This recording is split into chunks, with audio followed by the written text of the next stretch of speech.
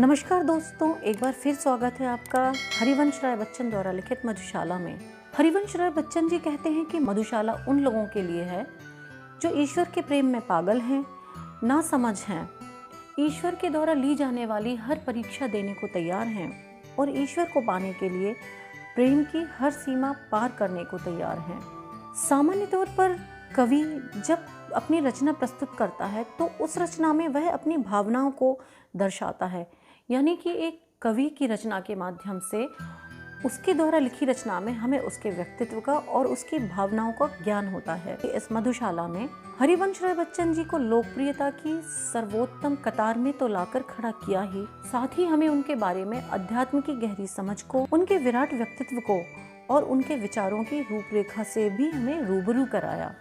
आज जिस काव्य की चर्चा हम कर रहे हैं वो काव्य अपने आप में एक चमत्कार है, क्योंकि इस काव्य ने ही अध्यात्म को, दर्शन को लोकप्रियता की कतार में लाकर खड़ा कर दिया। जन जन के मुख से सुनी जाने वाली मधुशाला की रुबाइयाँ लोगों को आनंद में विभोर करने लगी। आइए हम भी बच्चन जी द्वारा लिखित इस मधुशाला में विचरण करके इन रुबाइयों का आनंद लेते हैं। बच्चन जी अपनी मधुशाला को इंट्रोड्यूस कराते हुए कहते हैं, लाल सुराग की धार लपट सी कहना देना इसे ज्वाला, फेनिल मदिरा है मत इसको कह देना उर्का छाला। बच्चन जी कहते हैं कि उनके द्वारा लिखी मधुशाला की जो धार है वह किसी आग की लपटों से कम नहीं है, किंतु इसको कष्टदायी अग्नि से तुलना नहीं करना है। दर्द नशा है इस मदिरा का, विगत स्मृतियाँ साकी हैं, पीड़ा में आनंद जिसे हो आए मेरी मधुशाला।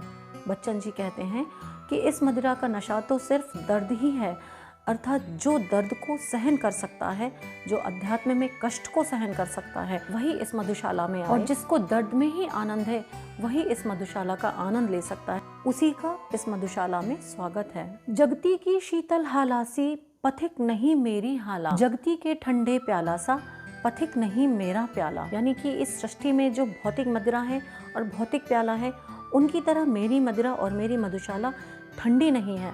इसमें विचारों की ज्वाला है, इसमें भावनाओं की गर्मी है। ज्वाल सुरा जलते प्याले में, ज्वाल सुरा जलते प्याले में दग्ध हृदय की कविता है, जलने से भयभीत न हो जो आए मेरी मधुशाला। यानी कि बच्चन जी का अभिप्राय है कि एकदम गर्म दहकते प्याले में लपटों जैसी ज्वालमय सुरा है, और ये मदिरा मदिरा नहीं, इनफैक्ट ये एक भावनाओं से तपित हृदय की कविता है, और जिसको इस तरह के जलने से, इस तरह के कष्ट से भय नहीं लगता, वही मेरी मधुशाला में आए और उसका ही मेरी मधुशाला में स्वागत है। बहती हाला देखी देखो, बहती हाला देखी देखो, लपट उठाती अब हाला, देखो प्याला अब छूते ही हाथ जला देने वाला। बच्चन जी कहते हैं कि अभी तक हमने बहती हाला देखी है, यानी कि भौतिक शराब देखी है, अब जला देने वाली, लपट उठाने वाली हाला यानी कि भावनाओं की ज्वलित हाला को देखो, और देखो जिस प्याले में ये भावनाएं परोसी जा रही हैं वो प्याला इतना गर्म है कि उसको उठाते ही हाथ जल जाने वाला है। यानी कि ये भावनाएं, इनको साधना कठिन है। नहीं सब देह दहे पर, होठ नहीं सब देह दहे पर, पीने को दो बूंद मिले, होठ नहीं सब देह दहे पर, पीने को दो बूंद मिले, ऐसे मधु के दीवानों को आज बुलाती मधुशाला। यानी कि जिसको हर कष्ट की सीमा पार करके इस अध्यात्म रूपी मदिरा के दो बूंद पीने की लालसा हो, ऐसे ही पथिक का मेरी मधुशाला में स्वागत है।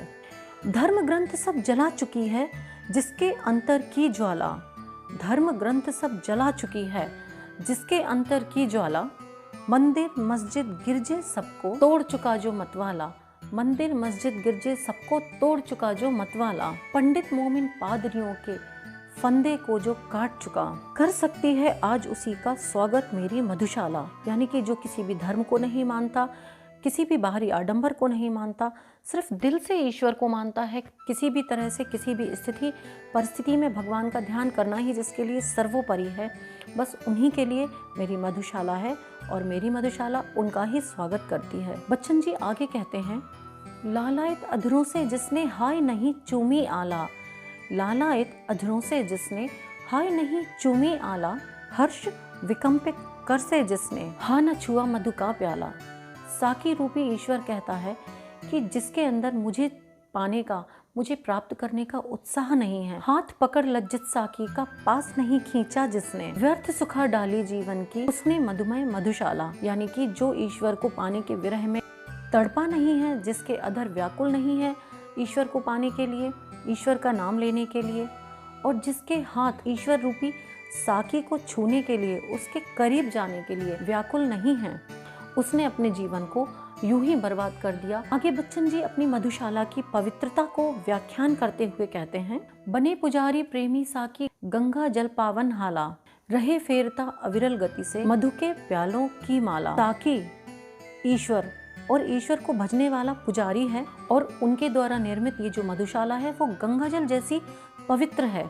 और इस अध्यात्म रूपी मधुशाला में आकर जो पथिक है, जो मतवाला है, वो मधु के प्यालों की माला ही फेरता रह जाए। और लिए जा और पिए जा इसी मंत्र का जाप करे, मैं शिव की प्रतिमा बन बैठूं, मंदिर हो यह मधुशाला।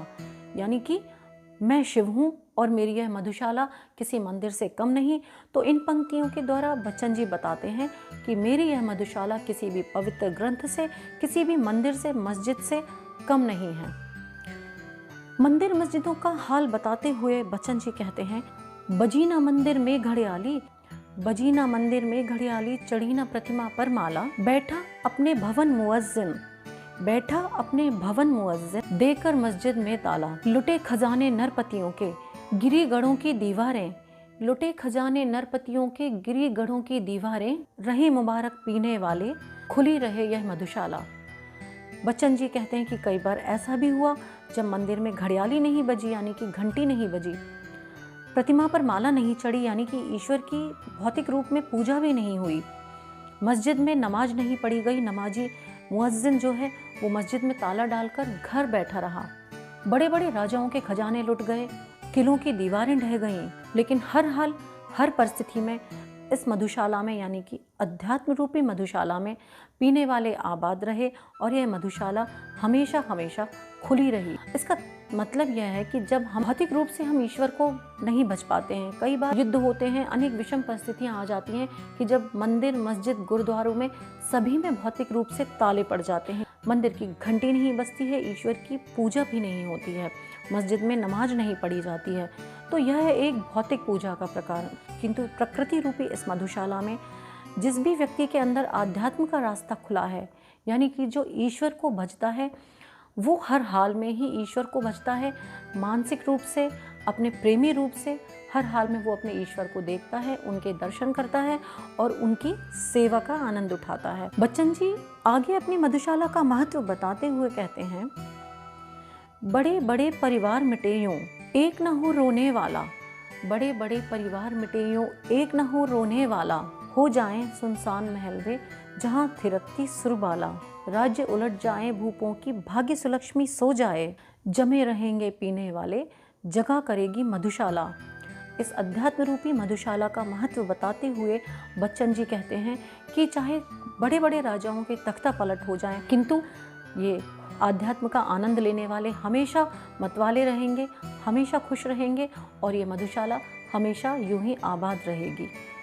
सब मिट जाए बना रहेगा सुंदर साकी यम काला, सूखे सब रस बने रहेंगे किंतु हलाहल और हाला, धूमधाम और चहल पहल के, धूमधाम और चहल पहल के, स्थान सभी सुनसान बने, जगह करेगा अविरल मरघट, जगह करेगी मधुशाला। बच्चन जी कहते हैं कि चाहे सारी सृष्टि समाप्त हो जाए, चाहे सब कुछ मिट जाए, सुंदर साकी और यम काला, यानी कि इस अध्यात्म रूपी मधुशाला का सुंदर साकी आपके साथ हमेशा बना रहेगा। चाहे भौतिकवाद में, चाहे भौतिक दुनिया में धूमधाम और चहल पहल के स्थान सभी सुनसान बने, यानी कि इस भौतिक जगत में सभी जगह से रौनक खत्म हो जाए, तो मधुशाला का मरघट हमेशा आबाद रहेगा, सदा सदा के लिए यह मधुशाला आबाद रहेगी। बुरा सदा कहलाया जग में, बांका चंचल मद प्याला, छैल छबीला रसिया साकी, छैल छबीला रसिया साकी, अलबेला पीने वाला।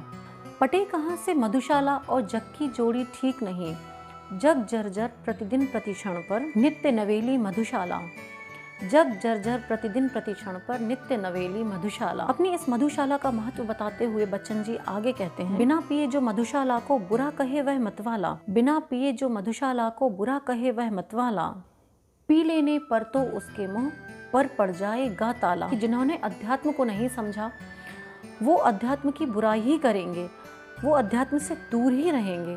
और जो एक बार इस अध्यात्म से प्रेम करने लग जाते हैं, ईश्वर से प्रेम करने लग जाते हैं, उनके मुंह पर सदा सदा के लिए ताला पड़ जाता है। दास द्रोहियों दोनों में है जीत सुरा की प्याले की, विश्व विजयिनी बनकर जग में आई मेरी मधुशाला।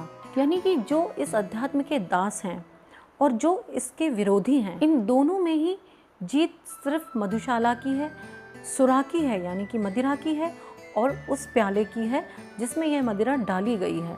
क्योंकि विश्व में एक पाक संदेश लेकर, विश्व में एक अध्यात्मवाद लेकर, एक दर्शन लेकर लोगों को सही रास्ता दिखाने के लिए आई मेरी मधुशाला।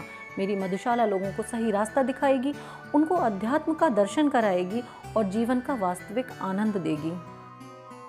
हरा भरा रहता मदिरालय, हरा भरा रहता मदिरालय, जग पर पड़ जाए ताला, वहाँ मुहर्रम का तम छाए, यहाँ होलिका की ज्वाला। स्वर्गलोक से सीधी उतरी वसुधा पर दुख क्या जाने, स्वर्गलोक से सीधी उतरी वसुधा पर दुख क्या जाने, पड़े मरसिया दुनिया सारी ईद मनाती मधुशाला। यानी कि बच्चन जी कहते हैं कि उनका मदिरालय हमेशा हरा भरा रहता है, हमेशा खुला रहता है, हमेशा आबाद रहता है। भले ही सारी दुनिया में अनेक दरवाज़ों पर ताले पड़ जाएं, कहीं मुहर्रम का दुख होता है, किंतु मेरी मधुशाला में हमेशा होली के त्योहार पर जलती ज्वाला सी लपटें हैं। यह मधुशाला तो मैंने अपनी भावनाओं के स्वर्ग से, अपनी आध्यात्म रूपी भावनाओं के स्वर्ग से सीधी ज़मीन पर विचरते लोगों के लिए उतारी है। चाहे दुनिया कितने ही गम में पड़ी रहे, कितना भी दुखित हो ले, किंतु मेरी मधुशाला में हमेशा खुशियाँ चहकती रहेंगी, हमेशा ईद सा उजाला और रौनक रहेगी। अब देखिए बच्चन जी कितनी खूबसूरती से हमें यहाँ इस मधुशाला का महत्व समझाते हैं।